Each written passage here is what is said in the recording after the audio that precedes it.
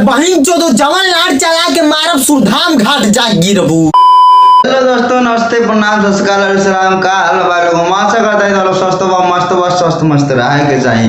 तो भाई लोग आज की वीडियो बहुत मजेदार होने वाला भाई। ऐसे कहता नहीं भाई लोग कि जे हमारा चैनल पर नया बड़ा प्लीज चैनल के सब्सक्राइब वाला कमेंट करके जरूर बताइए कि वीडियो कैसन बा। तो बिना बकचोदी के शुरू करता नहीं आज की खोदा खोदी के।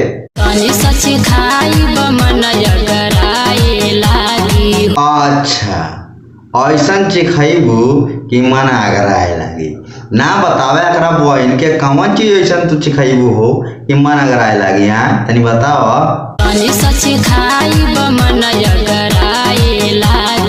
अच्छा ठीक बा, पहले तू चिखावा उता बाद में हमनी के पता चली ना कि मन अगराए लागल कि ना अगराए लागल। चला ढेर बकचोदी जिन करा, पहले तू चिखावा।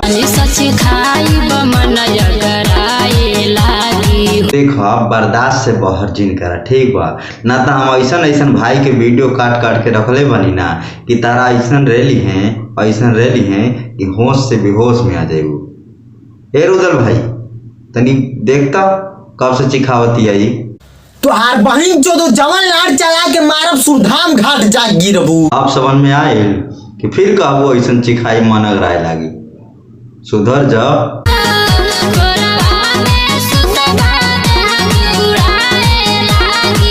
कोरवा में सुतैबू त देह जुड़ाए लगी।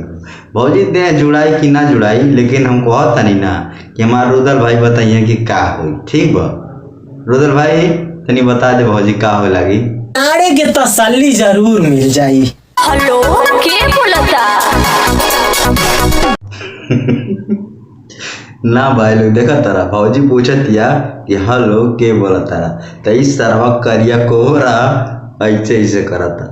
मतलब एकरा बोले कि नहीं चाहिए कि हम के बोलता नहीं सर कुछ नहीं के जाना तो कहते हैं काला कोबरा बोलता नहीं। कैसे गाना बहुत बड़ा हिट भइल बा कि काला कोबरा देखनी। आ काजर वाजर देखा ना कैसन लगैले बा बहिन चोद। भीतर घुसा दा यही में गिरा दा ना। एक मतलब का है भाई बतावा। भोजपुरी में गाना सरवा ऐसा गाओ तारा ना कि पूरा छछा लेदर कह देता ना भाई लोग। कौन लोग बताया कर मतलब का बा कि भीतर घुसा दा यही में गिरा दा। एक और बहन चोद बाप सारे। हाँ तो बस भाई लोग आज की वीडियो करता नहीं जगह। अगर वीडियो अच्छा लगा तो वीडियो को लाइक कर दिया, कमेंट करके जरूर बताइए कि वीडियो कैसन बा। मिलता नहीं नेक्स्ट वीडियो में, तब तक के लिए बाय।